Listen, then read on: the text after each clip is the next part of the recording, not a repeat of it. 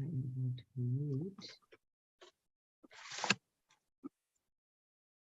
Oh, I see.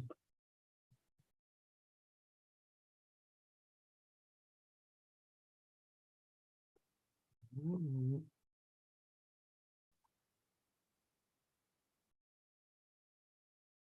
All right. We are now live on YouTube. Let me come back to Zoom.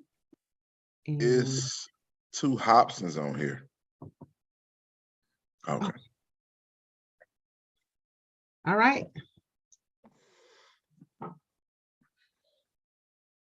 Good afternoon. Welcome to Crawford Long Middle School's Go Team meeting, where we will follow the agenda as it has been emailed to you and publicly noticed. I would like to remind everyone that this is a meeting of the Go Team. Only members of the Go Team may participate in the discussion. Any members of the public present are here to quietly observe. For members of the Go Team, please identify yourself when you speak. I am pleased to call this meeting of the Crawford Long Middle School Go Team to order at 5:34 p.m. Our first order of business is to call roll. The secretary will now take roll.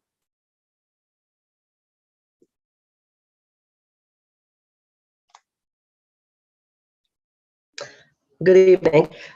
Lisa Hill, are you present? Present. Natasha Hall, are you present? Present.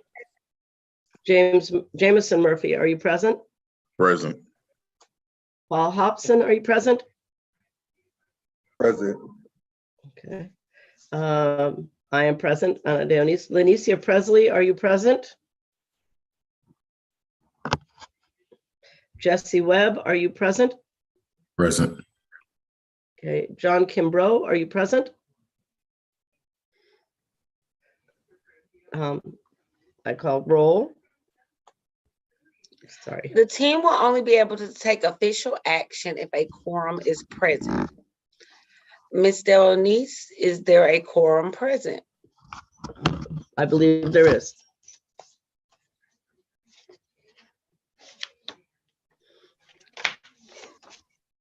Okay, so we will now move on to our first order of business is to approve the agenda. This was provided to you and copies are here. Are there any changes to the agenda?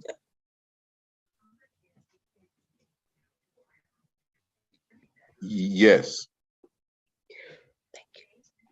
Yes. When the agenda was printed, it was shared, there was a action item for a parent member selection, but the parent member was not able to be a part of the board due to their prior commitment. So I would like to make a motion to remove that action item from the agenda. Is that correct, Ms. Hill? I can't hear you. Yes, that is correct. That parent is serving on another Go Team, and per Go Team policy, a parent cannot serve on two Go Teams at the same time. So we have to go back and see if we can find us another parent. So I motion that we remove that action item from the agenda for electing a parent member. And Anybody? one additional change before we do the approval with the any updates is I want to move the item under information items fall ACES presentation. I want to move that to under discussion item B.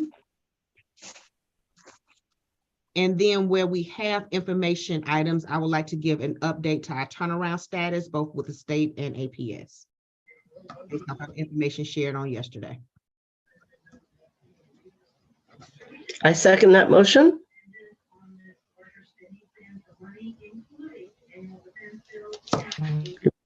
May I have a motion to approve the agenda? I move that the agenda be approved under the changes under the current updates stated in the meeting. A second. I second that. All in favor say aye, so the secretary can record your vote. Aye. Aye. Aye. Aye. Aye. All opposed, say nay. Any abstentions, please say abstain.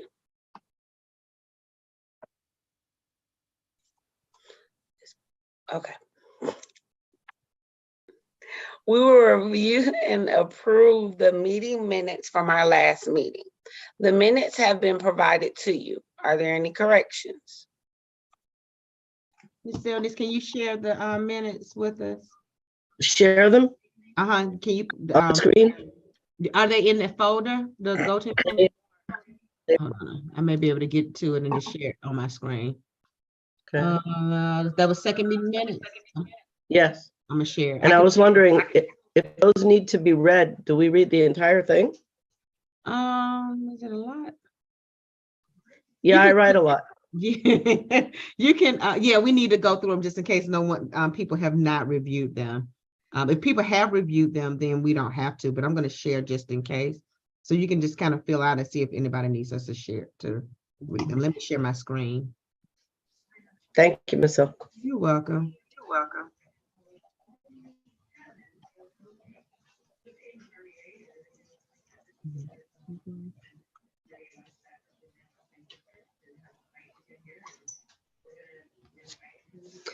So do I read who was present or not, or do we start Yes. after that? Yes, you read who's present. Okay. Go through all the minutes that you made. Okay, Principal Lisa Hill is present. Natasha Hall is present.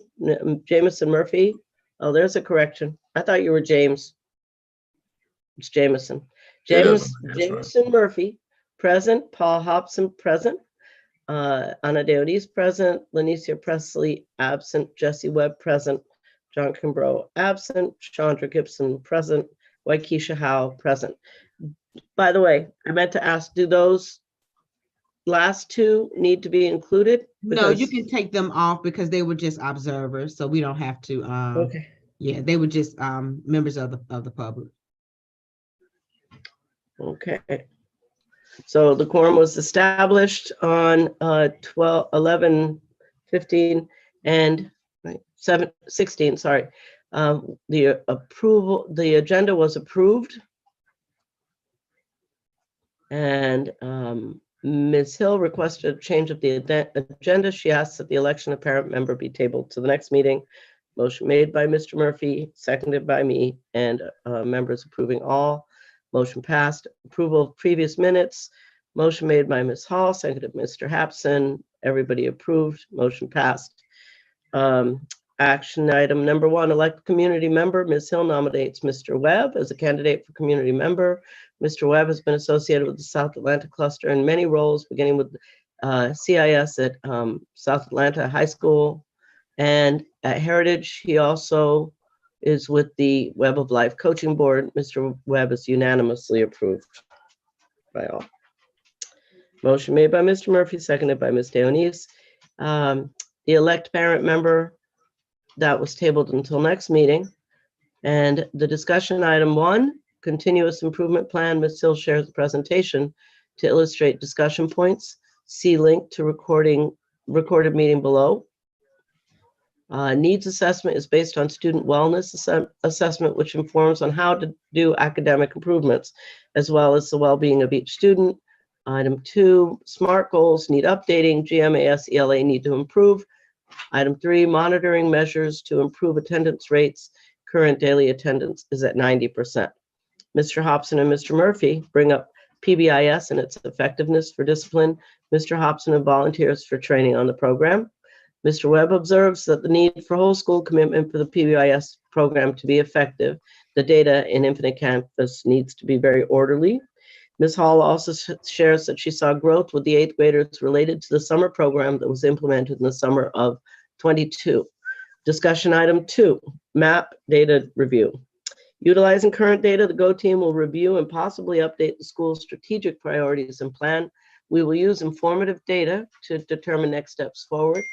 Data demonstrates that the students are struggling with math. Ms. Hill comments that her experience with the new curriculum is challenged by the fact that the new curriculum is not aligned with the new standards. Ms. Hill has funds to create an opportunity for students to have extra time to prepare for the testing starting in January. Participating teachers will receive this stipend. Mr. Webb asks if we have data talks with our students so that they can see their progress. Ms. Hill, Ms. Hall, and Mr. Murphy reply with ways that we have helped our students to see their data. Ms. Hill says that each student will have an individual data report. The action of showing students how to understand their data is time-consuming for 718 students, but very impactful. Mr. Webb offers to share some strategies that may be helpful. Mr. Hobson shares that Ms. Bell McKenzie has used IXL to create this data. Ms. Hill agrees that the IXL, which she has purchased for all areas, needs to have training and says that she will buy lunches for the teachers to do working sessions to use the IXL. Information items, principals report. Our strategic plan is the guide for the work we're doing in the school. By monitoring the plan and ranking priorities, we can all work towards the common goals. Using the priorities in the strategic plan, the school leadership team developed a continuous improvement plan for the current school year. Our school is currently conducting MAP testing. The MAP test result data we have to compare at this time is fall to fall data. At our next meeting, we will compare winter to winter data from MAP testing. Ms. Hill says that she is finished with the principal's report and asks Mr. Murphy to resume as vice chair. Ms. Gibson, the school governance coordinator, who has been with us in the meeting, asks when our next meeting will be held, to which Ms. Hill answers December 14th, and that reassures Ms. Gibson that we will be on track to get through the strategic plans before we start to budget. The principal's training for the budget will be on January 19th, prior to the fourth Go Team meeting on January 25th. Public comment. Mr. Murphy states that there will be no public comment because this meeting is viewed by the public, but not open for public comment. Announcements. Mr. Murphy asks if there are any other announcements at this time. The next meeting will be on December 14th at 5:30 online and on YouTube Live. Mr. Murphy asks again if there are any other announcements at this time. Mr. Hobson proposes that Crawford W. Long Middle School take into consider an action to change the school name because of issues with the history of the individual the school is named for. Mr. Murphy replies that we can address this suggestion in the next meeting. Mr. Murphy asks if there is any additional business at this time. Mr. Murphy asks for a motion to adjourn. Motion made by Ms. Hall, seconded by Mr. Hobson. Members approving 4, motion passed. Mr. Murphy asks for the secretary to note the time of adjournment. Adjourned at 6:45 p.m. Excellent minutes. Those are her first minutes. Great job. All right, Ms. Daly. Like I was talking a lot in that last meeting. Mr. Murphy has a whole lot of Watching a visual movie. Are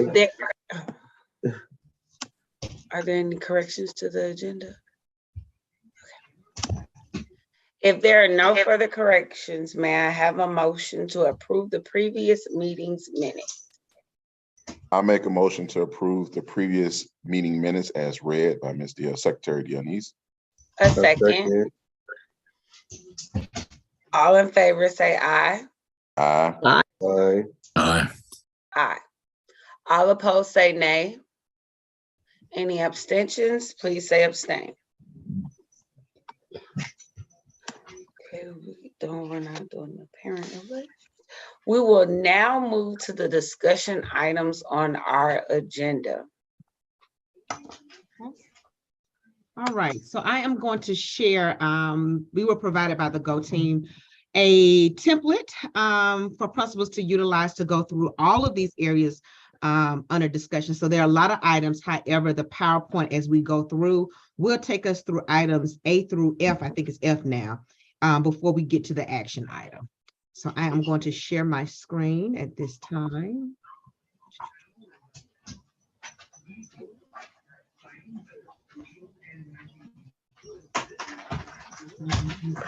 Oh, may I say, I also want to applaud Mr. Murphy for including agenda in Spanish. Oh, wow. That's the first time I've seen that. That's That the was first very good. time. Are you able to see, what do you see? Do you see the little black box that says next slide? Or do you see like my bigger? We It see says it your as your presentation view. has your agenda on the note Oh, side wait, let for me the stop next slide. sharing. Hold on, let me stop sharing. Wait a minute, let me do this. So, I don't know why it's doing that today. So let me do end slideshow before I share my screen. Okay, why is it doing this? Hold on. Let me hit escape. Never done that before. Okay, I'm going to do presentation. Settings. And I want to do. Okay. Now, let me. I'm stuck. Hold on. All right, so now let me share my screen again. And should work this time. My computer's slow. Hold on, it's spinning. Says not responding.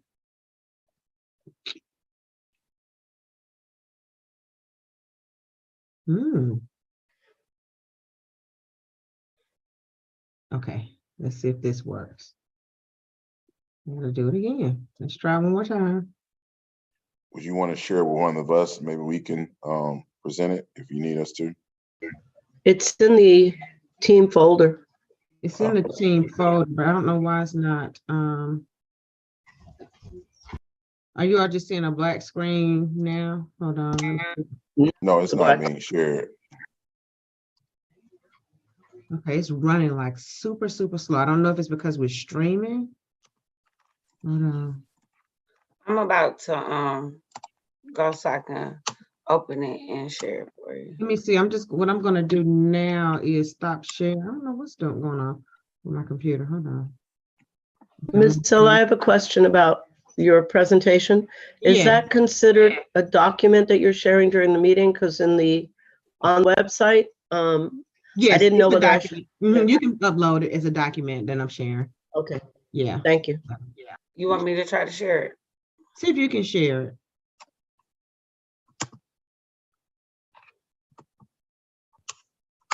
Because literally my screen went black in the office, my dual screen. Thank you. You're welcome. Now, oh, hold on.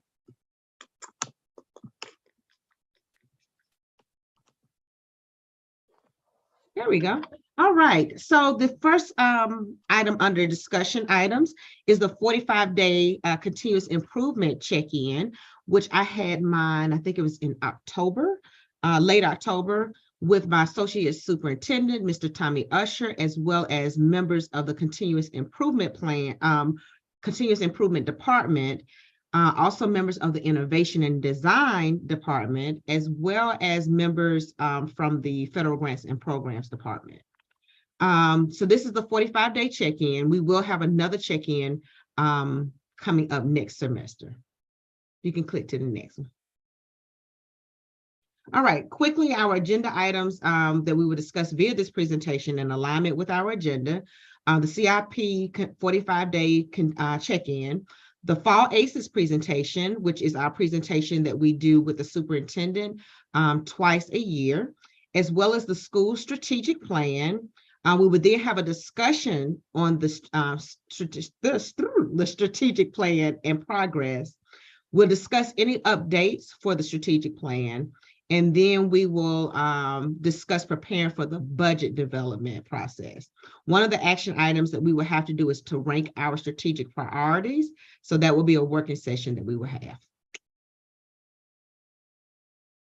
All right, and this is where we are in the timeline. We are at step 4, which is September to December. Utilizing current data, the GO team will review and possibly update the school strategic priorities and plan. So the quarterly CIP check-in is a part of the continuous improvement process. All APS schools are completing a quarterly check-in for continuous improvement plans. So questions to consider: based on our year-long continuous improvement plan, which was shared at the last meeting, what are the actions that the school has already completed? What data supports the completion of an action step? and success criteria, both implementation and student achievement. So this is the actual document that was utilized during the meeting. These were the driving questions as well as the focus areas. And then these are certain notes. So I'm not going to read the whole thing to you, but the first discussion and focus area was school priority planning.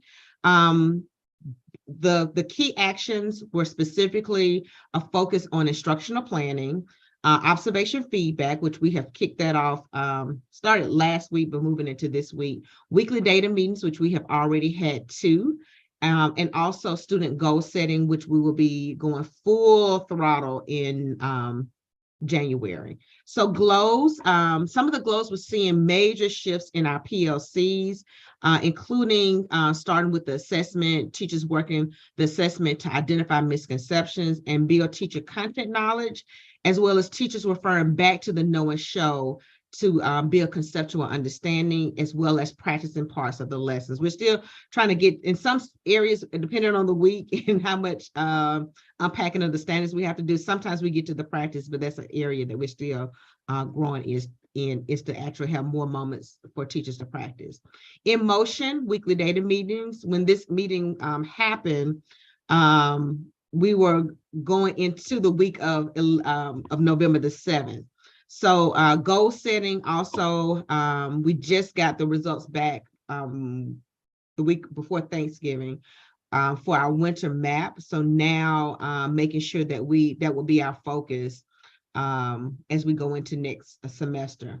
Grows, observation feedback, making sure that we are strategically observing classes, not as a part of evaluations. I stress that, not as a part of evaluations, but for coaching. Today, we actually did 3 teachers. We worked with them during planning. Actually, it's more teachers because we had two social studies teachers, 1 special ed, 1 gen ed for 7th grade social studies. We were working with 2 science teachers today. And also we had 1 mathematics teacher.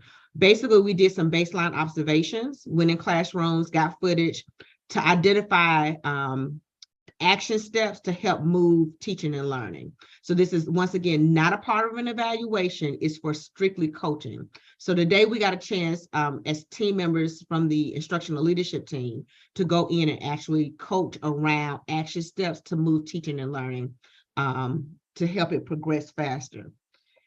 We can go to the next one.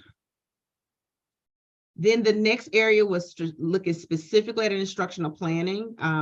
Once again, we talked about after observations and relay. So we also, Mr. Murphy, and I think it was Ms. Pendergrass. We actually went to, no, it's Dr. Robinson. We actually went to an instructional planning training in September. And then when we came back, we had a hard reset with all of our PLCs, core content PLCs, and we made some major shifts in how we do lesson planning. Also, we had to reground ourselves in the why, and for all content areas, we went back and looked at APS's definition of instructional planning excellence. And I am pleased to say that what we're seeing on the ground, the actual PLCs are more of working sessions and grappling with the standards, looking at the assessments, and then digging into the actual tasks. You can go to the next one. Thank you. And then data-driven instruction. So this is the area where we just had our 2nd weekly data meeting. We did complete a training in November, and that one Mr. Murphy and Ms. Pendergrass went to.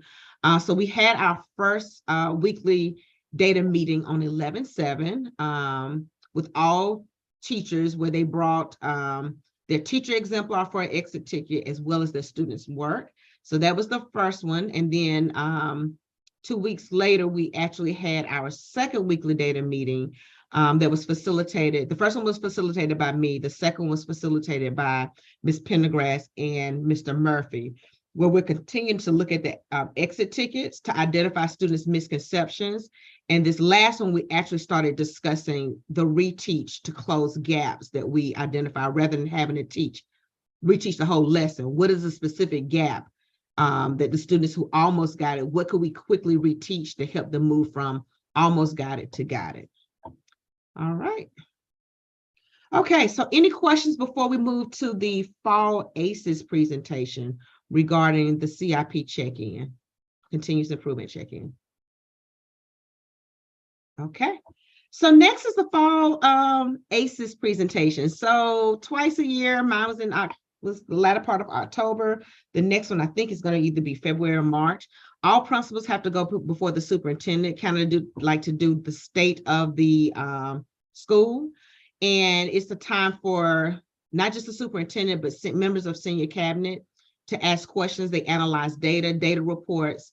They have a notebook, and so they go through it before we actually get there and stand in front of them. So they have already scripted questions to ask about the implementation of programs as well as teaching and learning. So you can go to the next slide. So this was the first slide, which is basically a summary of the school. As you can see, how many years I've been here, as well as how many years principal. Then they strategically ask about our signature program. And that is because a lot of money has been put into signature programs. So current status, we are currently Cognia certified. We anticipate having to do recertification with the state in May of 2027. And then there are two focus areas, student performance, performance-based assessments, which are projects and actually tasks that students have to do rather than your regular traditional assessments. And then also academic ownership. Then here we went over the enrollment. As you can see, although we were projected to severely drop our enrollment, believe it or not, and it's, I smile, it's still 718 as of today. The enrollment has only changed by about 4 students. Staffing, at that time, we had 2 vacancies. Also, first year teachers, we had a total of 12. And the personalized learning cohort, we were in wave 1. And then in terms of populations, during this presentation, we have 46 English learners, 122 students with disabilities, as well as 23 actually gifted students. We have additional talent development students, but actually in terms of gifted students, we have 23. Next, whole child intervention. So they go through our data, and there's a data dashboard, but this is a quick snapshot of the data that was pulled from the system. So you can see September 2021 attendance take rate. As you can see, the teachers do an excellent job of taking attendance. Then also you can see the huge increase in our average daily attendance from last year in September to this year in September. We were at 91.8. Students not chronically absent. This is based off of a formula that counts towards CCRPI, and attendance does count this year. CCRPI, the attendance does count for CCRPI. As you can see, we had a huge increase in students who are not chronically absent, which was at 73.1. So that's excellent. Suspension rate. So this was our suspension rate. It's like 1.44 now. In terms of the actual rate. So at this time it was 0.9. As you can see, when we look at the rates, our highest area, our subgroup with the highest rate of our females. We know we had some female issues, and so that has been the area. And our counselors have also, they have this little big club called Mean Girls. I forgot all the acronyms, but it's a play on words to get the students to actually reflect. So the counselors started doing some intensive small group and mediation sessions with the students to kind of get in front of some conflicts that were happening in the building. All right. And this was the fall map. As you can see, if you look at fall 2021 down to fall 2022, you can see we are moving in the right direction. So there is traction. Of course, it is still a lot of red. Our green is increasing. As you can see, we have a huge opportunity in all areas, but specifically in math. I am excited to say that we do have a math coach who will officially be starting in January, because we couldn't move them into the coaching position until we found a replacement for that teacher. All right. Also, we have to utilize the H&H platform. Does someone have a question? I'm sorry. Oh, Ms. Hill, I had a question, but do I save it till the end of your you can, no, presentation? jump in, because that gives me a break. Thank Okay, can you go back to the last slide, you. Mhm. please? Thank you, Ms. Hall. All right, so I'm noticing, of course, that's great that the green is increasing. That's fantastic. And but the funny thing is, it looks like it's the red isn't really changing. It's kind of just squishing the yellow. So what's happening, great call out. So what's happening, those students, so the yellow you're developing. So we have to move and I call them bubble students, those students who keep flip-flopping between red and yellow. So there are a group of students who, believe it or not, I shared this in a data meeting with when we looked at the map. There's some students who are bubbled, and they're literally 1 to 2 questions away from moving from red to yellow. And even some, not as many, from yellow to green. So the key thing is those students who are closer to the yellow, being able to solidly get them over in the yellow so they can stop flip-flopping between red and yellow. So we are calling those our hot list / bubble students, so we can strategically do some things with them. So the goal is, yes, we want to get them out of the red, because red, when it comes to CCRPI, we don't get any points for red. Yellow, we actually get 0.5. Green, we get 1. So we gotta move the red out to make the yellow more, but then we need to move the yellow on the opposite end to the green. So yes, we need to squish yellow from green to yellow rather than from red to yellow, if that makes sense. Any other questions regarding this? Hobson, are you good? I see you staring. You good? I'm just looking at the numbers, just observing. Yeah. And And you're probably wondering, you see that fall to spring, you're like, wow, look how much. So they should have learned more. So why did that number jump that much? So what happens, fall, they know that's baseline, and most of the content has not been taught. So then by the time you have spring, more has been taught. So students should be seeing more mastery.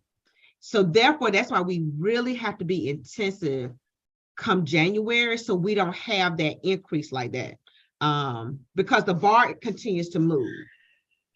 So that spring really speaks volumes. Also, I know that spring of last year, we had a vacancy in math, which it was a huge hit. We had a 7th grade math teacher who got a promotion. And then although we did get a teacher, we had to it was somebody who was here and never taught math before.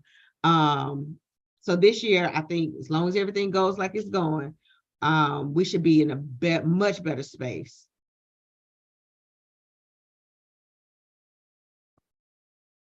Thank you, Ms. Daleneese. All right, and our intervention block, which is school-wide for Long Middle School, as you can see, and I always say this, they closely monitor our minutes. I smile because Long Middle School had the best HMH intervention usage in the, I would say in the district, definitely the highest of all middle schools. So kudos. And we are seeing the impact of that by decreasing some of the red, especially this year. So you see our minutes, although for Math 180, I know we went down a little bit in some of the areas. That's because we started small groups. And when we do small groups with the teachers, that means the students aren't on the platform. And the system can't capture the work that's not done in the platform. So that's why we saw a slight dip. However, even with the dip, we were far above the expectation of the district. All right. And with these are our action steps in terms of our CIP strategies that we will talk about. The first one was ELA, talked about shifting our practices at the planning table. to internalize, practice, and implement the lesson plans. For math, implementing and monitoring consistent usage of the Require Amplify curriculum resources and materials. I will say we had a walk. I forgot when that was. Hobson may remember. We had a math walk from the Department of Teaching and Learning just to look at Amplify Math, and the teachers are using it, which that is not an option. What I'm pleased about now is that we're not just using it now, we're finding ways to naturally let it fold into our instruction. So Amplify is a required curriculum. However, we are seeing that we have to still supplement Amplify. So if Amplify is grade level, and if you have students who are below grade level, you start here with Amplify. However, you may have to do a small group or a reteach or an opener to close up some prerequisite skills. So now, yes, we are using it, but now we're just trying to let it be more fluid and a natural part of what we do in our mathematics classrooms.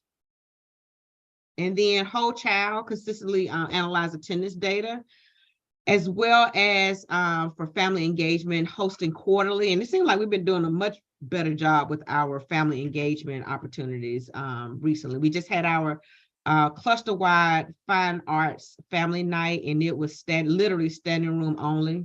It was a huge success. So then I had an opportunity to share some asks. So there are a few asks that I actually shared with the district.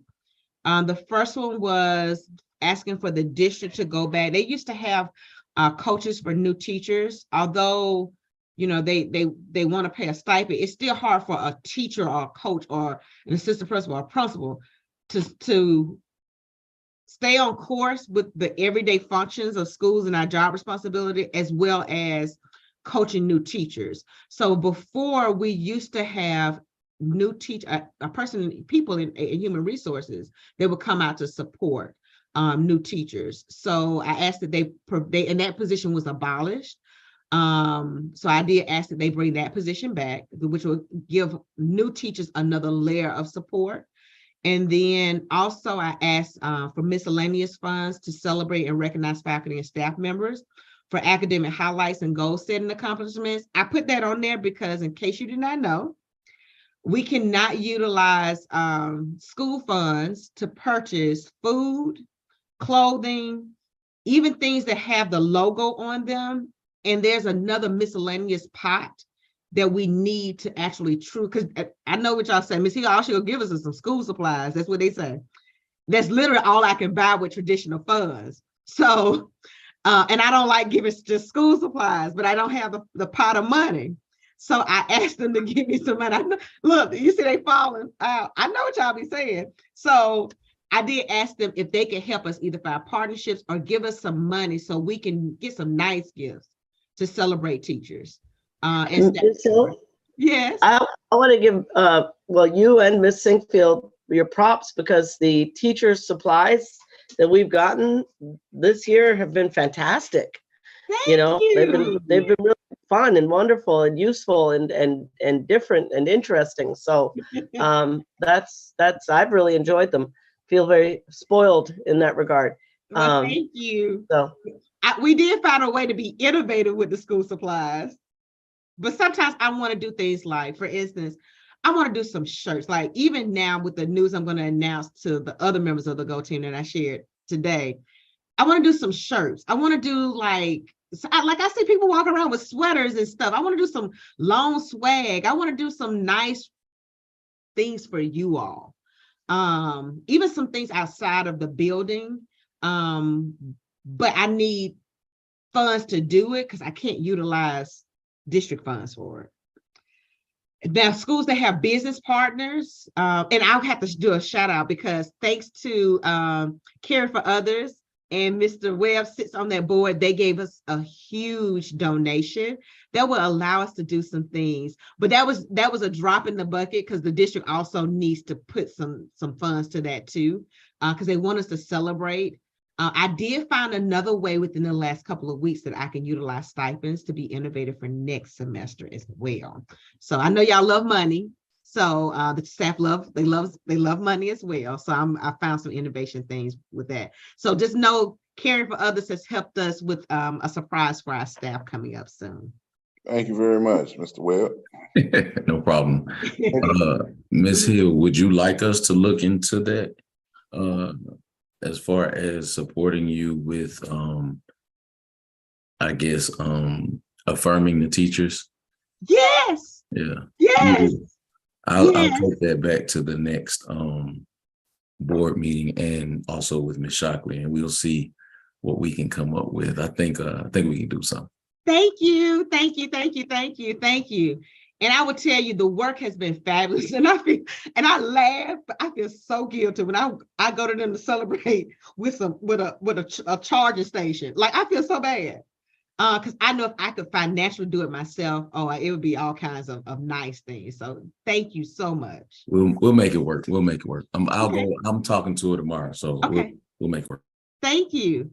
And then also my 8 people on the 8th grade hall, as well as some other spotty areas. I called it out for consistent wireless connections throughout the building. They are coming out, I think, over the break because this is garbage. And it has not, they've been saying they're going to fix it. And then I think they had to hire somebody else. So this will be right before, definitely within the next month or so. So I also have another status check-in with the district to see if they're doing what they said they're going to do.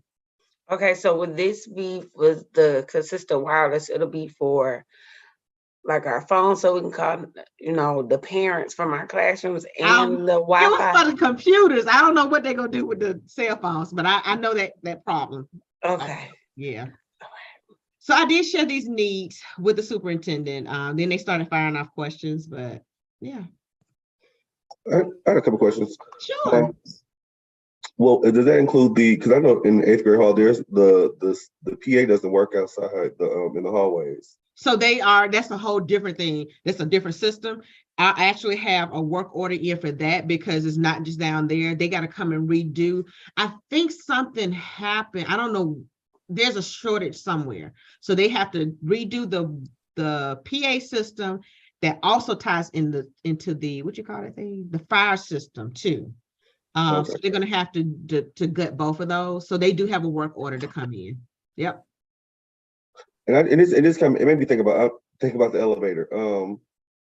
Have y'all checked the thing on the elevator?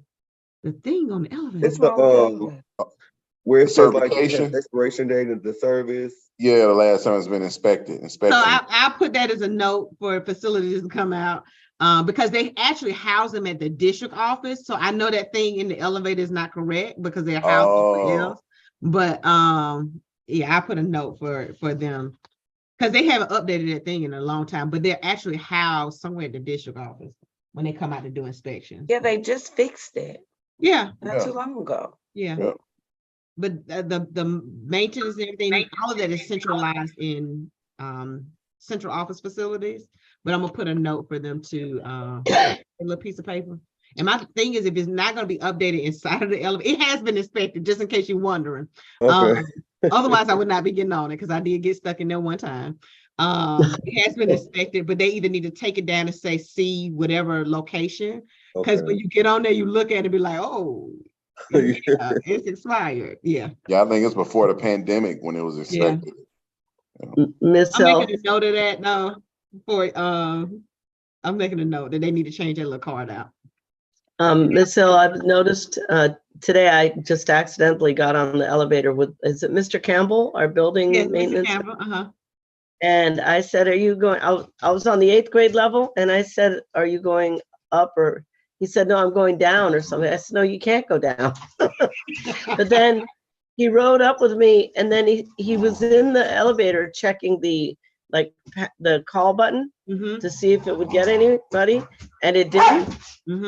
Oops, shush dogs. It didn't have any response. And I said, so if we get stuck in this elevator, we're gonna have to go all Mission Impossible and kick up, go through the top and all that.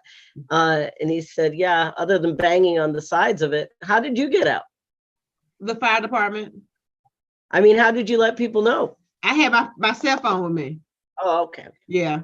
So he does have to do a report, like he has to do a building inspection report. So that's why he tests the fire extinguishers and everything. So I'm gonna follow with him to make sure that that's done, because that's the last thing we need. Yeah. All right. I have one more thing before we Sure. continue. I'm sorry. I know you was speaking about the partnerships. As far as if they have an update on the foundation, the South Atlanta Foundation, they haven't said anything about that. They haven't said a word about it. I don't know. There has been a lot of transition in that partnership department, and even the person who initially said something. There was a board member who actually said something initially, and there was someone on the ground, I forgot who it was, who was doing the work, but I don't think they're with the organization anymore. So there have been a lot of transitions, and there's some things that have kind of fallen by the wayside with so many transitions. There have been several transitions from that partnership in the partnership department. The principals even said, has anybody said anything? Now they did give us a check for from Clorox, but it had some stipulations, but nobody has said anything about the foundation. Yeah, nobody said anything, so I don't know. And there was supposed to be a working group at one time, but I think those people have moved on as well.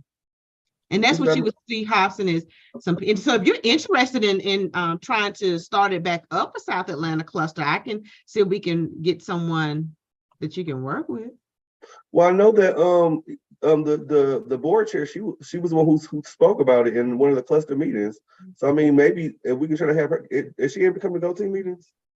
I don't think so. I can ask what the protocol is, because they just sent something last week about protocol of board members. So I can find out because she was the person, Cynthia Briscoe Brown, right? No, She it was the person who first started the conversation. Yeah, her and Isha. So I need to find out what is the protocol, so it's not a conflict of interest for them. Even if they put us in contact with a person who can get that going again. Yeah.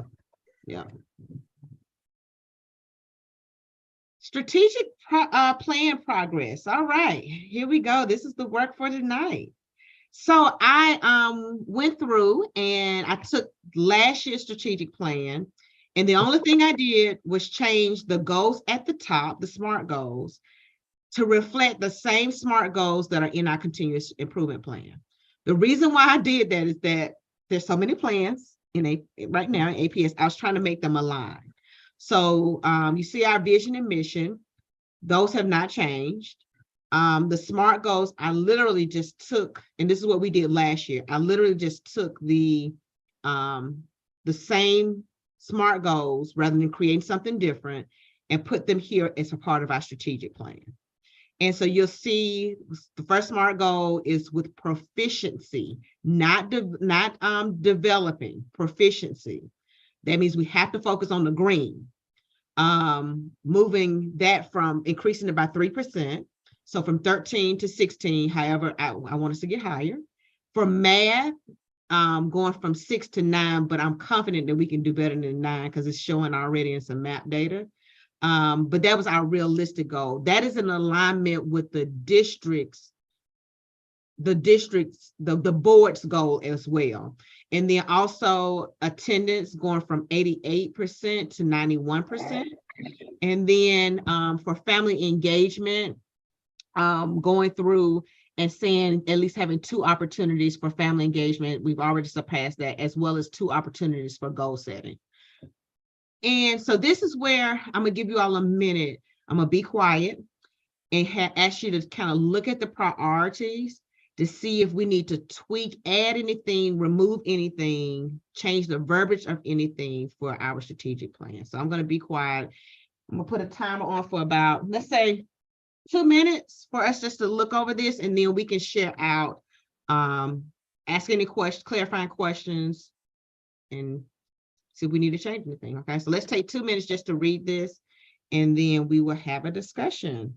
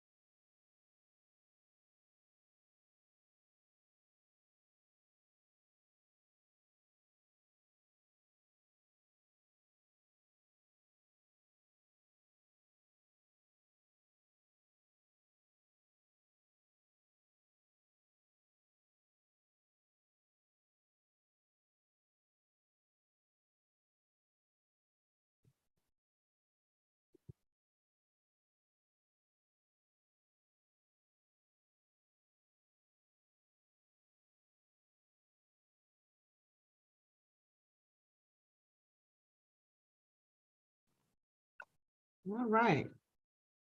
All right, clarifying questions, recommendations. I have a question for creating a system of school support. Would that be including like maybe us creating a PTA, like an active PTA? Cause I know it says that we'll do town halls, curriculum nights, workshops, and after school all-stars. Mhm. Are we gonna push for like a PTA or The no? only reason why we didn't put that in there before, like years ago, is because that's contingent on an external factor. Because normally PTAs operate in tandem with the school, but it's normally controlled by, it's an external group. So that's where in that part, build parenting, capacity engagement opportunity. So that could be PTA. But we don't want to put it in there because when we did have the PTA, the part that where it falls apart is when parents are, when high mobility, because we had a grandmother that used to run it and she moved and then it falls by the wayside. So it can still happen. We just don't want to put it on here because it locks us in for us to control. For us to To do actually it. Yeah. be in control of it. But we Okay. need one. If we can find some parents and even a staff, but it's hard for just a staff member to do it. If we can find some parents who will really be consistent, or a community person that would be really consistent with it. We need it because there's some things the PTA can do and say for us as a whole school that we can't on our side. But I have literally all the documentation, all the back, everything back here from where it was before. How about, Mhm. Go ahead, Mr. Hobson. how about, I know one idea I've heard is maybe hiring a parent. Is that an idea? Or is that You said- something that's possible? Do what? Like hire a parent. Hiring a kinda like parent. be like, yeah, hire a parent. How you, well, what money? How am I hire a parent? What you want? What money to hire a parent? Because even parent liaisons are part-time, so I mean, Yeah, trying to well, find that actually, money. ours is full-time now, but they Oh. can't, we can't put that duty on there because it's an external group. And that'd be nice if they did, but I can't, we can't make it a job requirement for them. PTAs are A real. GoFundMe? And I even went to a workshop on how to, with the state, and there was a gentleman, I forgot his name, on how to start a PTA and keep it going, but it is contingent on parent participation. Yeah, heavily. you gotta have involvement and a strong parent, a strong group of people to actually, like you say, keep it growing and thriving. And to pass the baton is the main thing. But nowadays, a lot of schools don't have PTAs Yeah, or most PTO. schools do not don't have have- PTAs anymore. Yeah, and yeah, Since COVID. Mhm. yep. It's Well, I really know falling on. One of them academies, like Ron Clark Academy, before you come to their school, they have to visit their house, and then the parent has to participate in Because they are program. a non-traditional school, they can Yep. do that. Because your child Yeah, will be, charter school. your yeah. child will be written out and can no longer attend here if they don't do that. Yeah. Yeah, And then the clientele changes too. So, yeah. you know, and the ability to have their free time to do those things. A lot of us have a lot of our students have single parents, you know, serving dual roles. So it's a lot to maintain, you know. Yeah, that's the only reason why Hollis, because if I put it on there, it then becomes that we have to control it. The things that are on there, we can control. Okay. But we need one. I totally agree. We need one. If we can find community. I had a question about the hire for teacher quality team. Yep, H4TQ. So yeah, I've never heard of that. What is that? So we exactly? had an actual team. I remember you guys had that team. Yeah, we had a team. So it has, and the only reason why the team has stopped is because we used to take the team for a training. This is before COVID. And we would all be trained by human resources. And the team would actually be part of the panel. So we actually would sit down, like for instance, it was, I'm gonna say 8th grade social studies. Hall may be on the team to go through the resumes, to be part of the panel, part of the actual lesson. We actually used to have a team. It's been an informal team, and we haven't even had face-to-face hiring for teacher quality training. It's been online, so it's been different. I think we probably need to go back to that team, which honestly would be good for us to leave that on here for January when we have to post vacant positions, then we can go back to the team approach. I'm glad you lifted that, because since we came back from COVID, we've had informal teams, but actually hiring for teacher quality. It's basically like a HR team at the school. Okay. Yep.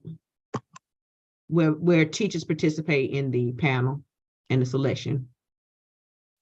Oh, okay. Do you think that should be left on there and we amp it up, especially because we're going to hire early for this year? I think we will know intended vacancies in January. And we need to be, especially with the information that we got yesterday and I shared today, that we need to be screeners of who joins the Tiger family. And it's also, it gives you on, yeah, it actually gives people a different perspective and that leadership piece that comes with human resources.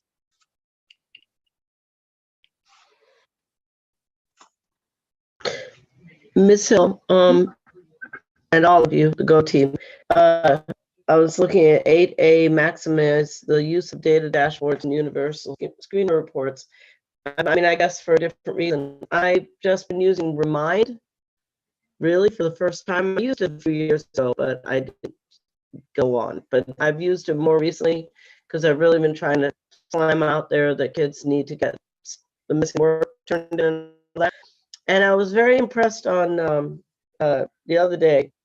I was looking at Remind and the reports that it has about who's actually, it actually tells you who has received the report or where it's been delivered.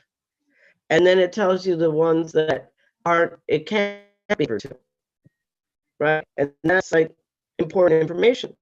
I'm wondering, and I got responses from parents in response to the message that I sent about, come on kids, I'll do tutorial, nobody needs to fail. Let's get this, let's everybody go for that 70 or whatever. And I was thinking that maybe that would be a way to reach out and try to find parents who would want to be on a Go team, because if they're connected to the Remind, they're responding to the Remind messages, those might be parents that we also want to, that's a great idea. And we Remind. That is a great, so everybody know we have a vacant seat. Your internet is breaking up. It's breaking up, Ms. Delnise. Uh-oh, did we lose her? She's still there, we just can't hear her. Ms. Delnise? Yeah, I was trying to understand what she was saying. She said something about Remind. She said put the a notice out there for Remind, letting them know we have a vacant seat on the Go team. I think you can type it in the chat, Ms. Because she said that once whoever opens the Remind message, you can actually see a list.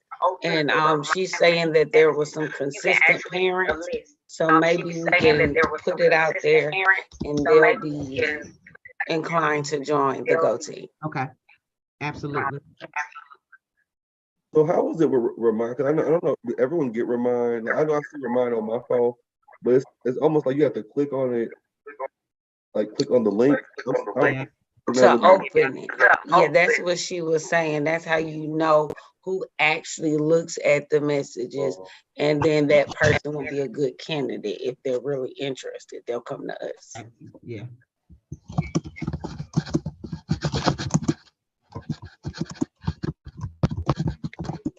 Delnise, you typing, you might be able to type now.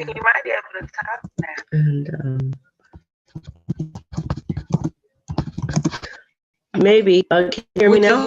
We can hear you. Okay, the storm is pretty heavy over me right now, so maybe that's why.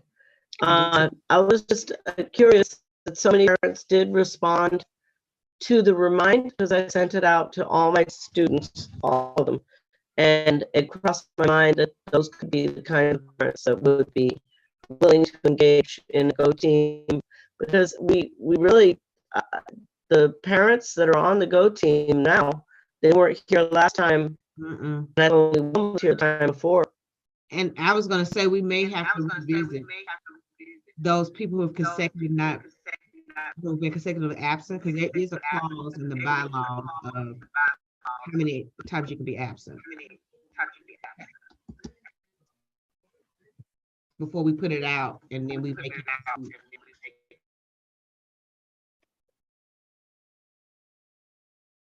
So do we have any recommendation for changes? Anything we want to take out? Like, no, that doesn't fit. That was back then. Let's take it out. I say it's good because everything that I've read through are things that we're actually doing besides what Mr. Hops is pointing out. But I knew you guys had an informal team that you guys went through. So I feel like if we could actually, like, since we have the plan, like intentionally push it out there, like intentionally train the teachers on the things that they need. So be intentional about it. Like if we know that we want our kids to do dual enrollment, like the 7th grade students, have them fill out an application to apply for dual enrollment so that they understand that instead of waiting until 8th grade year so that they can have time to think about it. Because that's kind of like what we did when you used to have the magnet programs. So I feel like that'll be a good idea. So just be intentional about the things that we do and let it be known like school-wide and not just, okay, this is what we're doing. Because, everybody wants to know the why. And, let them print this out, laminate it, and tell them to put on their wall and read it so that it'll always be right there. I like it. And I like that idea of it, to make it a true living document that we reference. Because how the APS has how they push what they're doing. So I feel like, it's already color coded. So whatever we're doing something dealing directly with this, which is everything, just color coded so that they know what part of the strategic plan it is, so that they know that we're actively working towards our SMART goals and understand it's important that we complete them and it become a part of their job. Yeah, I like that because from a district level, everything that they push out is tied to the APS 5. Yes. Somebody, there was something in the chat. Are many teachers actively using? We use it as a school because that was our primary means of communication. So Mayfield pushes it out. Sometimes I push it out. I figured out that when I push out stuff, they call me back on my cell phone. Because it pushes out a telephone number and my phone will start ringing. So I took the call piece out. I actually, I figured it out. I actually like Remind because they can instant message you back. However, things that are like urgent, I still do the old school Infinite Campus radio, a robocall where the little thing dials your phone and it gives that little robot message. What I found is that some parents, especially if you upload an attachment and Remind, they don't click on it and open the message up. So what I do is like do a robocall so their phone rings and then they hear either my voice or the robot talk to them to give them a message. We still have the old school robocalls. Hobson, you can still do them in Infinite Campus too. They didn't turn it off. Yeah, because I showed teachers like that when they were this year and last year going into the contacts area and making it, because if you had to send out so much information to a bunch of teachers, bunch of parents, like go ahead and you can put it can contact their text messages and give them a phone call at the same time.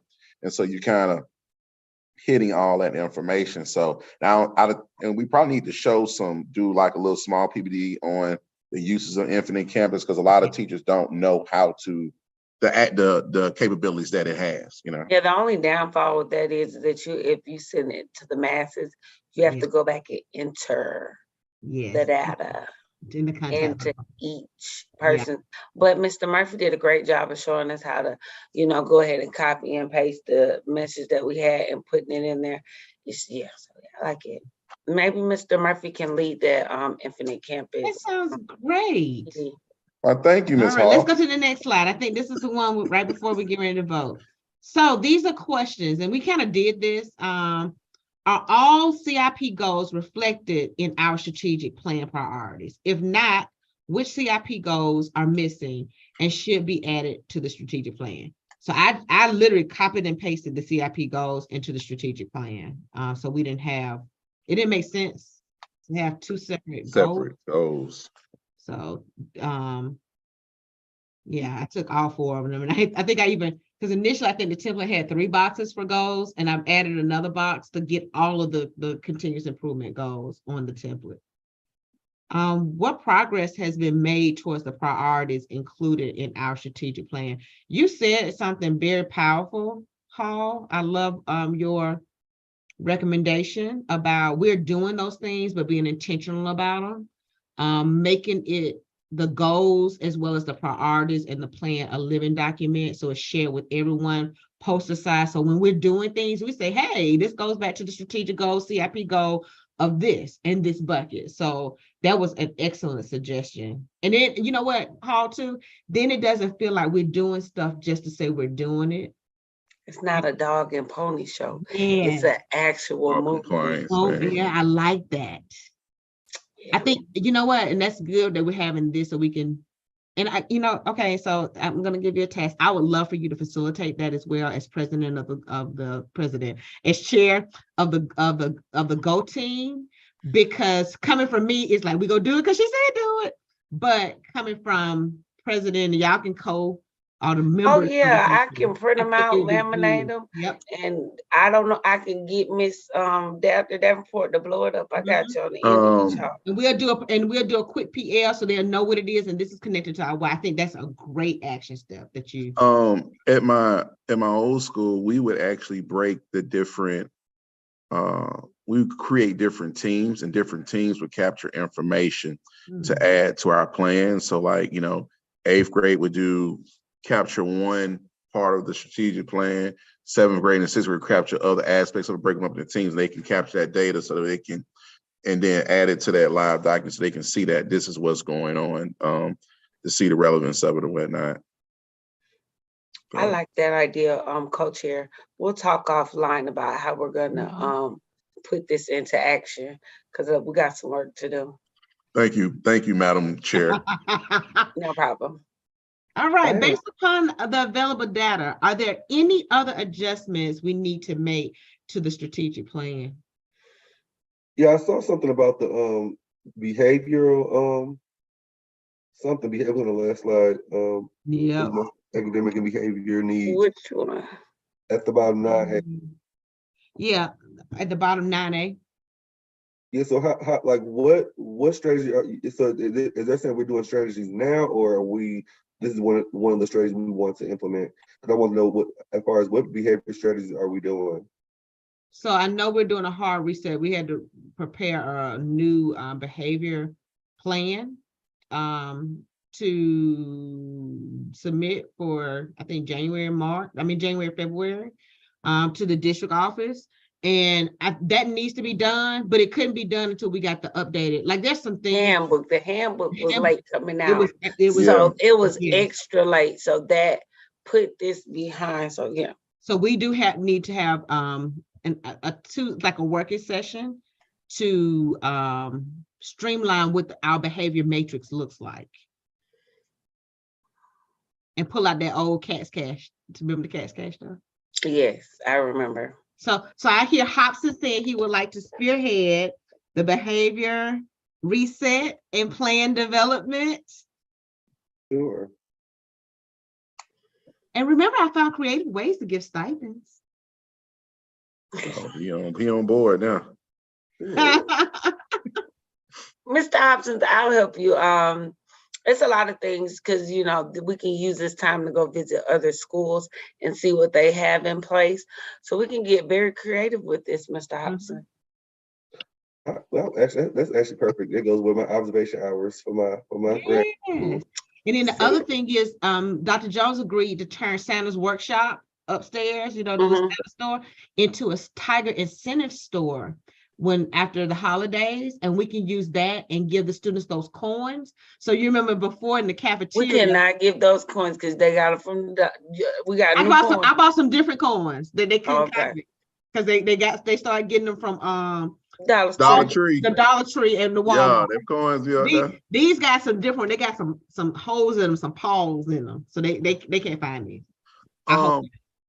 I think the last meeting, our previous meeting, we discussed a PBIS system as well. Yeah. Would that fall into line with this We as have well? to, Maybe? so for You have that, to we do have to pay. training. You gotta do Training. training. We I gotta think find that's what money it for training for that. Okay, Unless we write a grant for doing, we would have to do that in the summertime.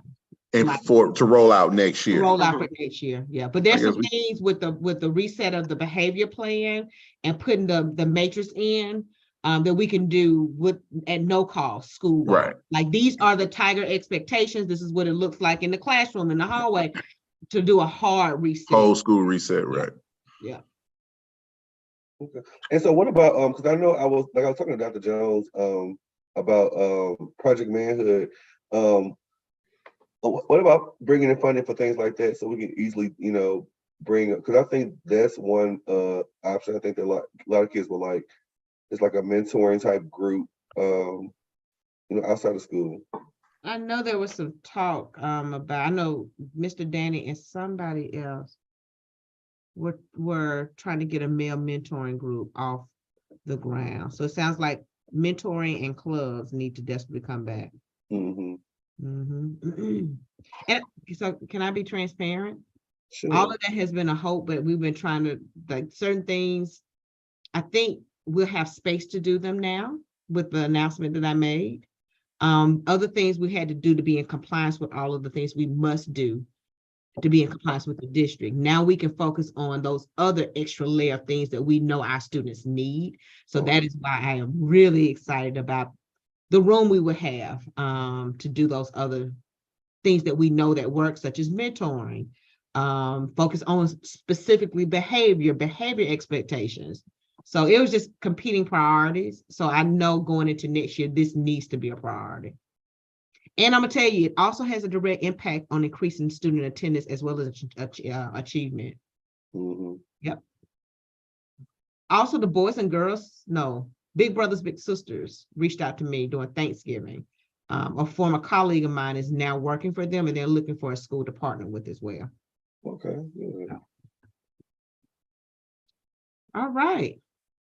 So we said we don't have any updates. I think we can go to the next slide. After we did our questions, wonderings, and comments. So now preparing for budget development, y'all. Okay. What's on the next one? You can click on the next one. I don't remember what the next slide is. So actions, the Go team needs to now take action, which means vote on our updated strategic plan. After the motion and a second, the Go team may have additional discussions. Once discussion is concluded, the Go team will vote. So we have to finish any discussions about strategic plans before we can go forward talking about budget, because the strategic plan drives the budget conversations. So any other questions, updates before I throw it back over to Murphy? Oh no, Hall. I get to throw it to Hall to take action on approval of the strategic plan. We actually have a comment in the chat room from Miss McCoo about the coaches, somebody being trained. We had received a grant. And The people trauma being informed practices training, redelivery. Also, I think she was saying here that no, we received a grant and had 20 people trained so we need to actually redeliver that as well for trauma. Thank you, Ms. McCoo. She texted me too. Yes, Ms. McCool, I can help you with that. That's my favorite thing. I use it every day. Trauma resilience training. So that's another one for that to redeliver, especially with new staff. Trauma informed. Got it. All right, I'm gonna throw it back over to you, Hall. I'm gonna start sharing. I gotta go back to my script. Make a motion. I'm about to make a motion. I make a motion to approve the updated strategic plan. Can I have a second? I second that the updated strategic plan be approved as presented by Principal Hill. I'm so sorry.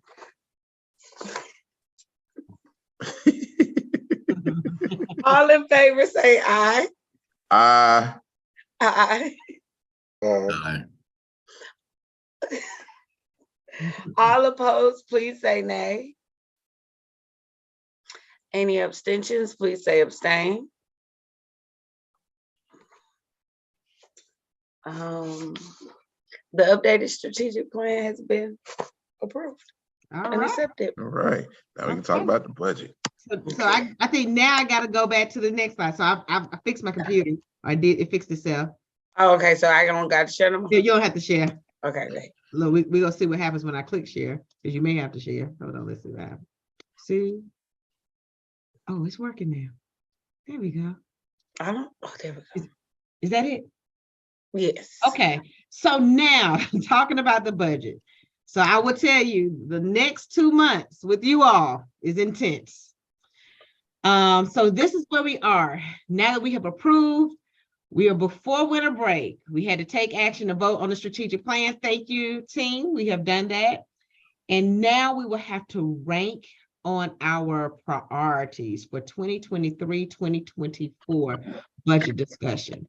So what we're gonna have to do is, so in preparation for the 2023, 2024 budget development, which is January through March, the GO team needs to rank its strategic plan priorities. We're going to use the next slide to capture the priority ranking.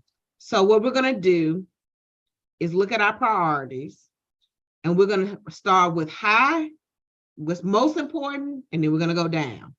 This is important because when we start having to discuss what, with budget cuts, where should what has to can stay and what has to go, we go back to this slide.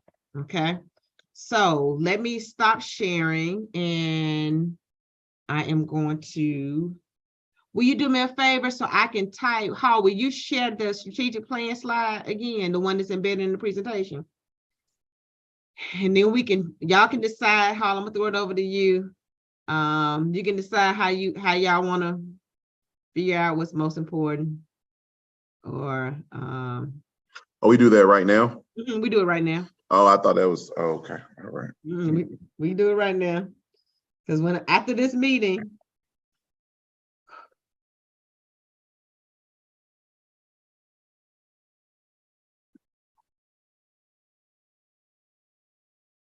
all right, I think it's the slide with the strategic plan. Go back to the other one, the actual priorities. And what I'm going to do is you all rank them. I'm going to actually type on the PowerPoint that one right there. So let's talk about rankings. What's our highest? So you all can. Okay, wait. Before you get started in ranking, are we ranking the color boxes or each 1 through 9? 1 through 9. Oh, okay. So we can do our top 3 or top 4. What do y'all want to do? Top 4. Top Make it 4. even. Okay. So I'll throw it over you to Hall. You can guide the conversation. Okay, guys. So what do you guys want to prioritize? I feel like number 1 should definitely deal with improving students' mastery. How do you guys feel about that? Which is number 1 in reading, language, arts, math, social studies, and science, because we are now a STEM school.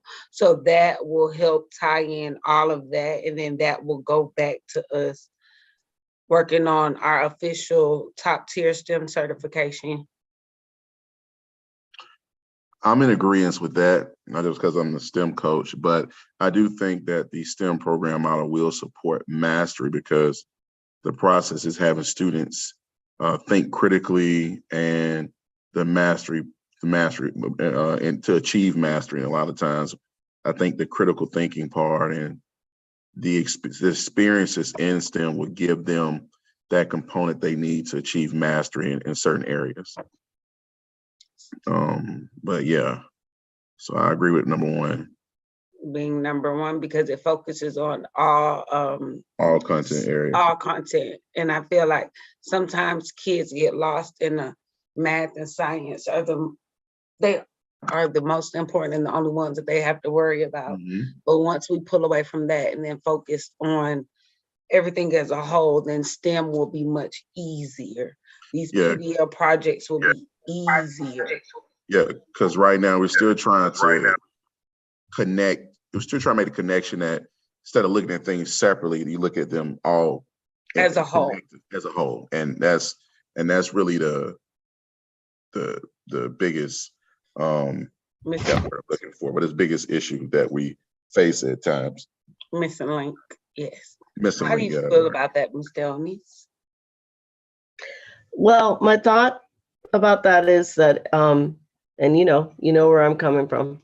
I see language arts, math, social studies, and science, but I don't see connections. The creative areas or. So in the new certification for STEM, there's also a arts component, STEAM component, and so that Right. brings in the creativity portion as well. So it sounds like STEM it sounds like that number two. It sounds like that needs to be number two. 1 and 2 should be together. Is that what I'm hearing? Yep. Okay.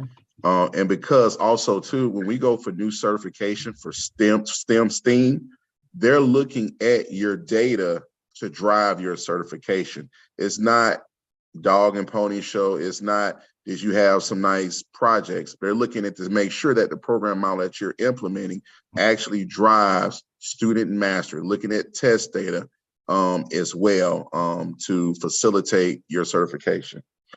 Mr. So Hopkins, yeah, those are you really. in agreement?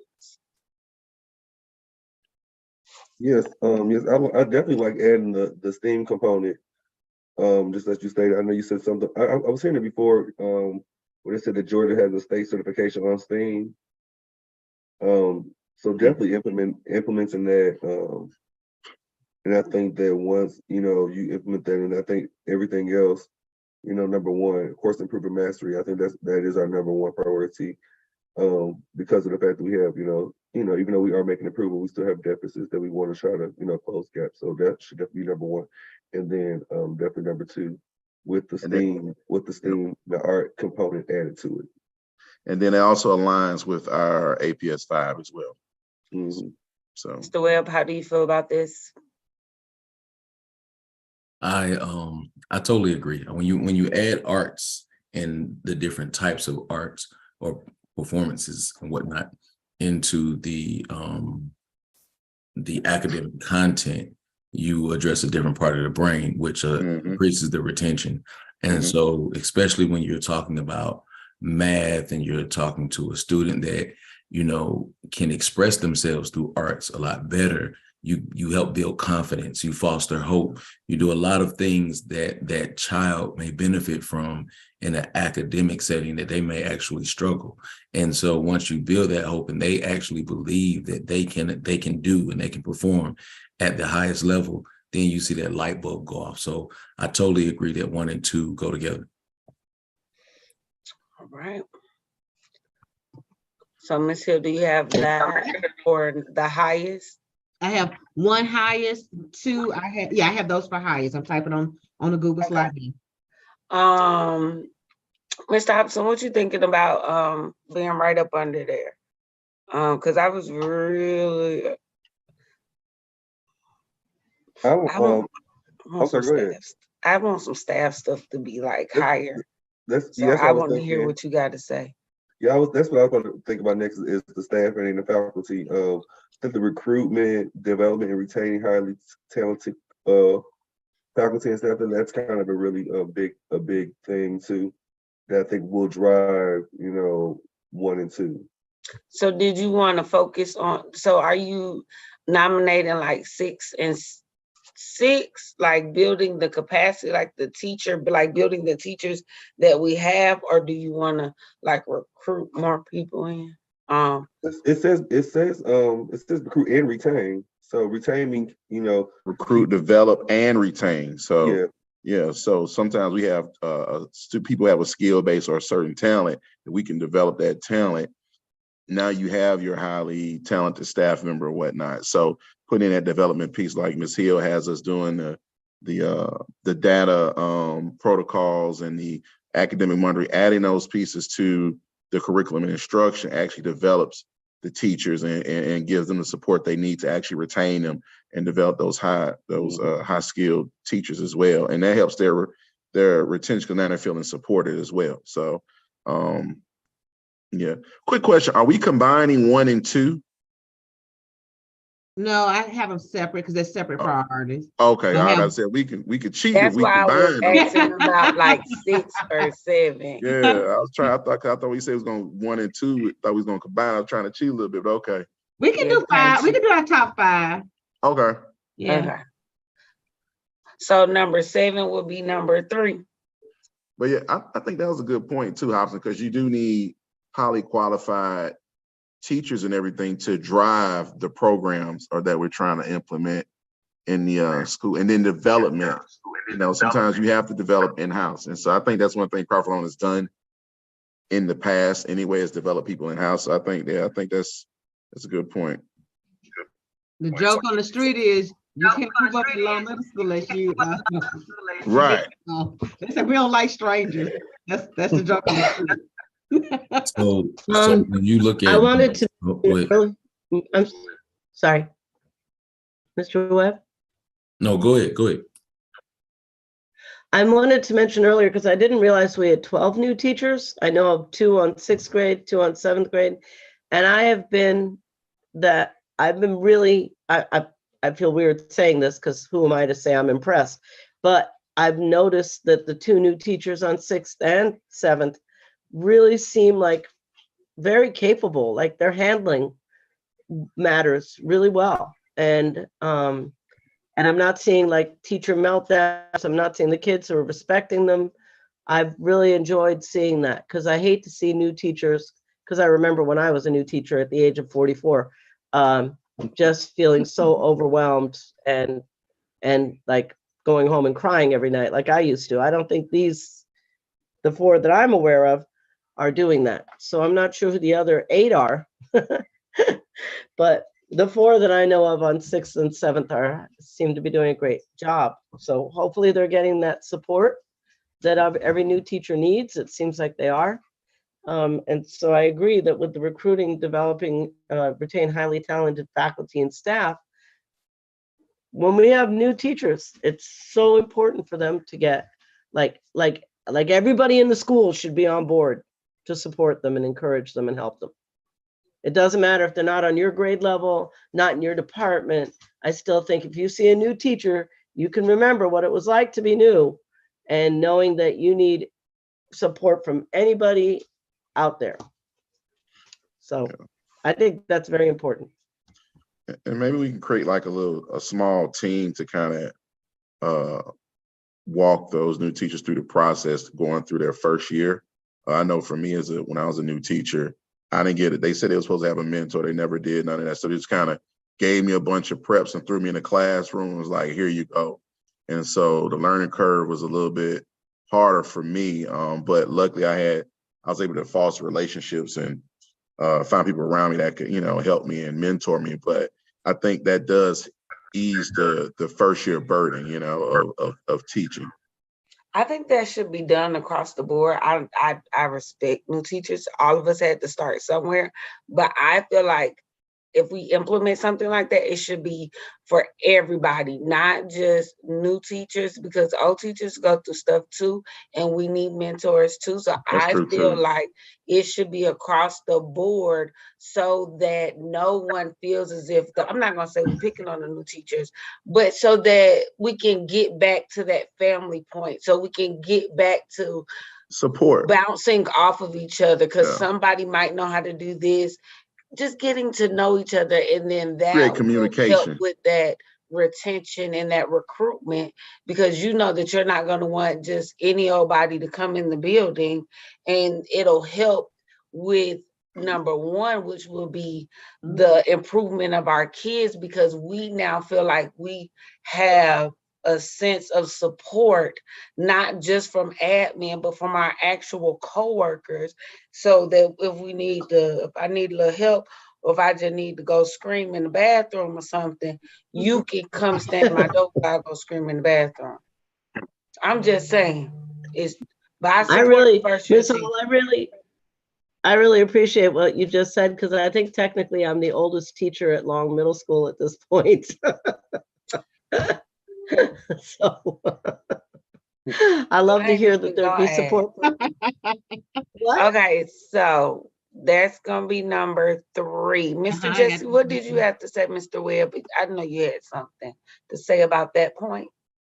No, I mean, you brought up a great point. It's pretty much what I was going to bring up: support. And if you have support, not just for new teachers need specific types of support that maybe a veteran teacher might not need. But whenever change happens, you need support, because that support also builds morale, also improves the climate, which then creates a synergy within the school. And as Ms. Hill said, that, Long is known for, bringing you up from within. Can't come from outside, But that leads into building teacher and leader capacity. And that's something that's major. I think it's major, because teachers are leaders, whether you look at it or not. And good leaders, solid leaders, build leaders. So as your leaders are built, because you're a leader in the classroom. If you're teaching future leaders. So you learn how to delegate power. You learn how to do all the things that actually your principal does. You're practicing. It's a practicum. And as you get good at that, you get built up, and you get new Confident. Yeah, confidence. And you take pride in where you work at. Responsibilities, correct. And so, and the students also see that, because the more leadership skills you have, the more trust that is built, the more hands-off you can be.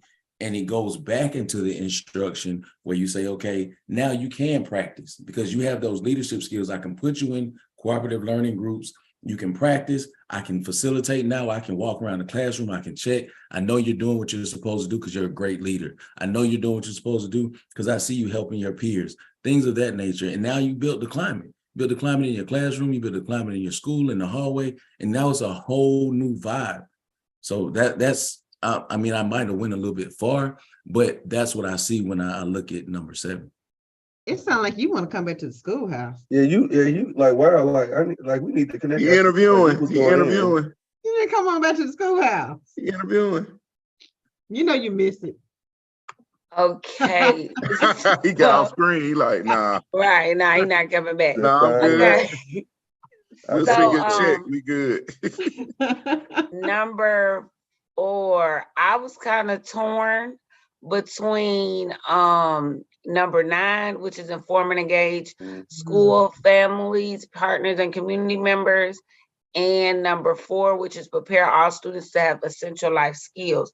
And the only reason why I was torn between those 2 is because, oh, my computer about to go there, is because I feel as if though we need to get the community in more, because we have a lot of resources that are actually in our community that we're not effectively using. And I feel like if we just open it up, like have like a sip and see. I don't want to call, it's not going to be called a sip and see, but like let them come in and advertise what they have, promote their businesses, and then that can be like on the parent night. So I feel like we need to do more stuff like that to pull them in. That's why I want number 9 to be number 4. Y'all can talk while I get my charger. And I agree too, because I when you have a community of the parents and the students and everybody's there, it creates a better product, which is the students. At my son's school, we were trying to find awards for students for a reading challenge, and we went up to the Wendy's and they gave us like 600 of those Frosty key tags. They just gave us a bag of them, and Chick-fil-A sponsored us just by asking. So I think if we open up those levels of communication, maybe create a small group for that, that would definitely help us. And then it's because when you're doing something, we're doing a lot of great things at Long, and we be intentional about showing that that piece of us, I think people will jump on board and support us.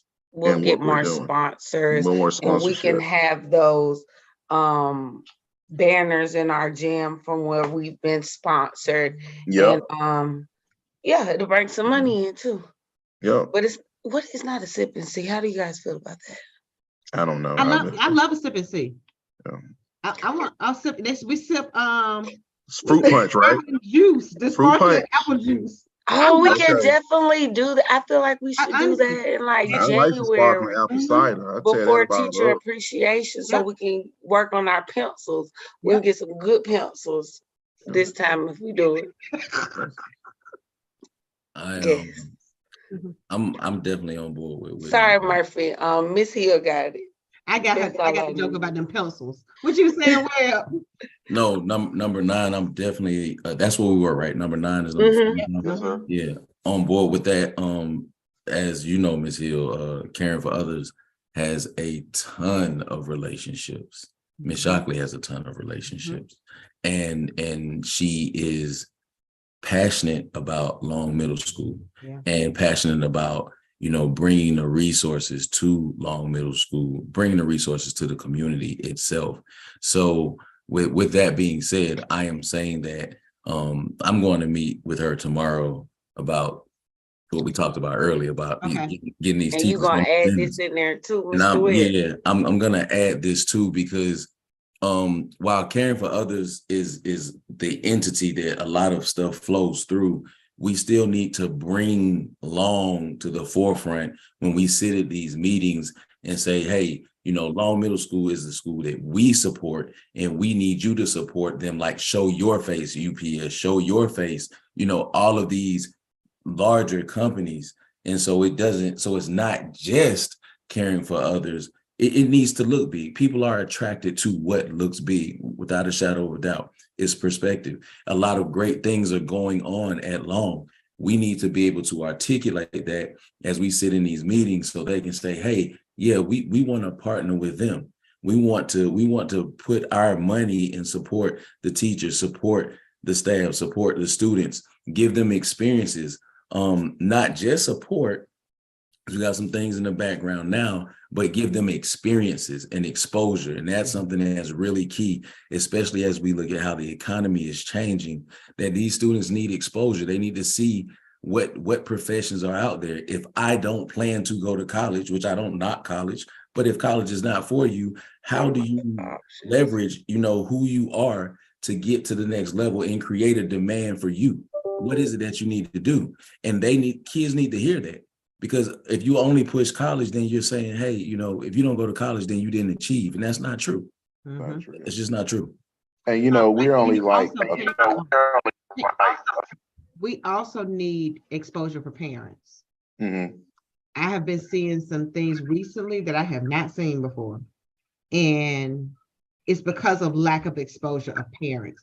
And now also me having students who were here at Long Middle School that now are of age where they have children themselves that are now going to pre-K and kindergarten. And I'm thinking about the lack of exposure that they had because of some life choices.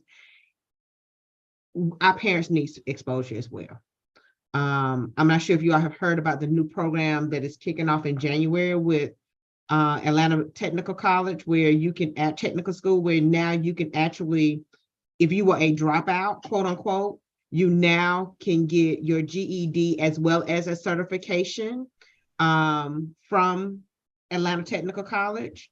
And even for students who are considering dropping out of high school, they can actually go there starting in January and not be considered a dropout for Atlanta Public Schools, but get their GED, go on and get a trade, and they will actually be considered have a high school Yeah, I like that. And I feel like if we get that information, Our a lot top of our parents, students will yeah. pass it on to their parents because now they're at an age where they see what's actually going on. Like when it was time to vote, we push voting, like your parents need to vote, your parents need to vote. And they kind of understood why. So I think that's a good one. I like that. We need to get some flyers for that, Ms. Hill. Oh, yeah. I heard it in a meeting downtown last week. I heard it again. Frank Ski did it on his radio show. There's some things that are being pushed out, so we need to get like the flyers. It goes live in January. Okay. Yep. All right. So everybody is in agreement with that being number 4. Ms. Hill said we can have a top 5, like the APS 5. And I'm gonna let you know, I was looking at number 5 because number 5 sets our children up for everything. For it just sets it up, because goal setting, that ties in with helping them improve with their studies. And then if they have goals, their goals can be personal, it can be tied into the school, because we want to, the same way that we want to work on the teachers as a whole, we want to make sure that we are working on the children as a whole and let them know that we are investing in them. So that's why I believe 5 should be number 5. Disagree or agree? Agree. A. Because that holds students accountable. Yep. And they can see it once they see it on paper. Not necessarily saying everybody has to have a journal, but I feel like what Freedom Writers did, when they're held accountable and they write down stuff, and you don't have to review it every day, but like once a month, maybe put a day aside for them to actually write down their goals that they have in school and out of school, to let them know that we're serious about them and pushing them forward, whether it be academically or personally. So that's why I think 5 should be number 5. It works. Ms. Hall, I agree with you. I was kind of looking at number 4 as being equally important, but because we do have a really robust SEL program, I think that number 5 can be used to for what they're doing with SEL, which is really number 4, right? Yep. They can materialize what they're learning with SEL through doing the goal setting and the self-realization and self-accountability, because it's not in there, but I just think that for the kids, I think we underestimate how much they know that what they should or shouldn't be doing. And I think they know that they're not always being held accountable, really, for the things that they do, but they can tell themselves that they know that they haven't done what they've been expected to do, what they expect themselves to do, if they have a goal setting practice. Yep. And that ties into our mission, cultivating lifelong learners and leaders. I put yours down at 6. I gave you 6. What's number 6? I gave her 6. The SEL prepare our students to have. And this is for us. So when we have our next January meeting, I guess this will lead me to the information item. And I think there's. Hold on, Mr. Hobson, do you agree with everything? Oh, I'm sorry. I was about to say that it's a nice application to the SEL, because then now that they've been taught the SEL, it's like, okay, now how does it apply to you? Like, what issues or concerns that you have that you think need to be addressed? And then now, I think students will take ownership now that they know, okay, well, I have to work on this. Let me, because a lot of kids, I don't think they know that they have a problem, but I think that they they don't have I think they know how to address it, it seems like, because they'll say, we have a problem. Like, okay, well, how do you want to solve it? But I don't know. It's like they don't never know how to solve the issue. So I think maybe that will give them that aspect. Yeah. Mr. Webb, I know you're already in agreement. Do you have any input? How do you know I'm in agreement? Because I was looking at you shaking your head. No, he said it, but it's right. I mean, everybody said the same thing. Number 5 gives a practicum for number 4. Yeah. Number 5 actually is something that is very powerful that hits pretty much every other element that we talked about, because it engages their metacognition. It makes them think about thinking, what they're thinking about. Social emotional learning with the SEL push that the district has would be infused in number 5. But again, our youth, our young adolescents do not think about thinking. They just think and react. We need to teach them and train them to think about what you're thinking about. Let's give yourself some think time. Is this appropriate? Is this not appropriate? If I'm setting goals, is this really a goal? Do I have steps to obtaining this goal? Those are the thought processes that when you have accountable conversations with their peers and with teachers and with adults that are around them, that help them to mature, and again, help them to foster hope and see that these goals are obtainable. It's not just something that I'm dreaming about that I can't achieve. I actually can achieve it. I just have to develop a plan for it. So I agree. Yeah, I agree with what you said too. In my last school, I had a mentoring program called STEP, and we actually talked to students about creating their pretty much like a life coach program. We have students create a plan for them, and when they do that, it puts their education in perspective, because a lot of times they don't see how their education plays a part in their future.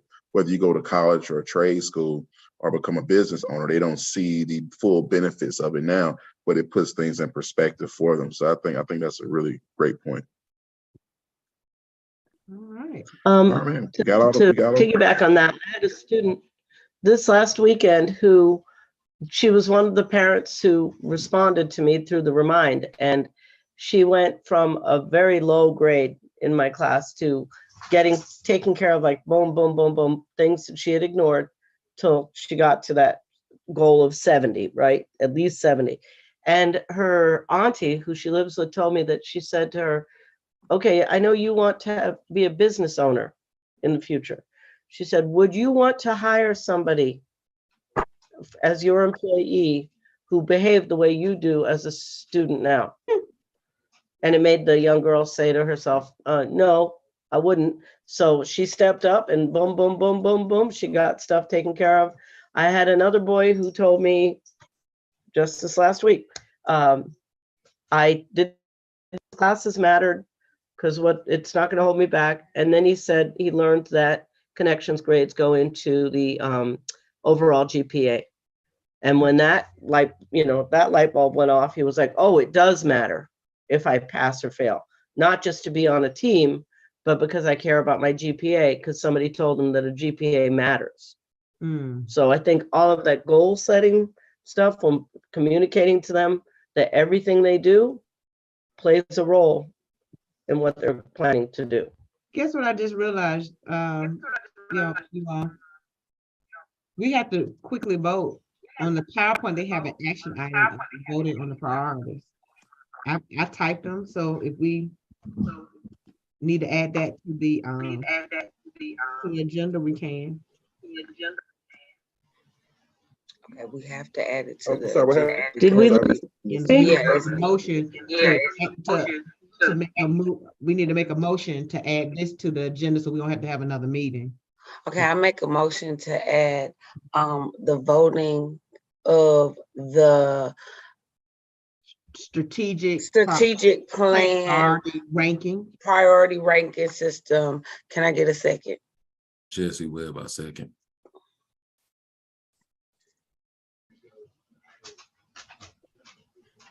All right, all those in favor say aye. Aye. Aye. All those not in favor say nay. Any abstentions, please say abstain. All right, the strategic plan priority ranking has been approved. Thank you. Thank you for adjusting how this is new, because before it was a discussion item. Now they actually have us to vote on it, and I didn't see it till I got to this slide. So thank you. Now, where are we going? At our next meeting, we will begin the discussion of the 23-24 budget. Let me know, or the chair know if you have any questions. I guess I can go to my information item, which also lends itself to the budget. I think the only person who doesn't know is Mr. Webb. But as I shared with the faculty and staff this morning, yesterday I learned that Long Middle School, we are not on a state list at all. And for the first time in almost 5 years, we are no longer an APS turnaround school. Long Middle School is clear of all turnaround designation. Super proud of this accomplishment. However, with that, so literally yesterday, you all, they had us in the auditorium. I have the certificate. We'll put it in the main office so you all can see. So they gave us the good news, came up and got the certificate, took the picture. Then they put us in a room and said, now let's talk about sustainability. So you all were receiving $290,000 because you're no longer a turnaround school. That you will not be receiving those funds. So Exactly. that will be impacting our budget.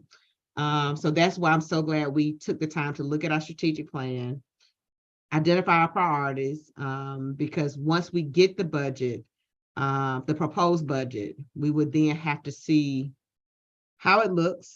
I'm very open and honest about the budget. I share it with you all, down to, it's not about people, it's about positions and stuff. So we will have to have a candid conversation. I am anticipating that I already know it's gonna be $290,000 in the red. But it may be more depending on what our projections are as well. So that's the great news that I have. I'm glad we ranked our priorities. So when we start having discussions about possible positions, possible stuff, programs and everything, we can have, the other part is also that CARES funds will no longer be for this year. We've had CARES funds for the last 2 years, 3 years. And we would not have CARES funds. That was I call them COVID dollars. Those were the COVID dollars. So there were some positions and things that were funded with CARES funds as well. So we're gonna have to be creative. Just know it gets a little tense, but it always works out. So yes, that is all I have. Madam Chair. All right, so let me return to my script. Does anyone have any announcements? No? I can say that so I'll be graduating from University of West Georgia May 13th with my master's degree in special education. Yes. Good Thanks. job. Congratulations. You said May 13th? May 13th. Okay. All right. We have reached the end of our agenda. Is there any additional business at this time? May I have a motion to adjourn the meeting? I move that we adjourn the meeting. A second. Jesse Webb, a second. All in favor, please raise your hand. All opposed, please raise your hand. Any abstentions, please raise your hand. The meeting is adjourned.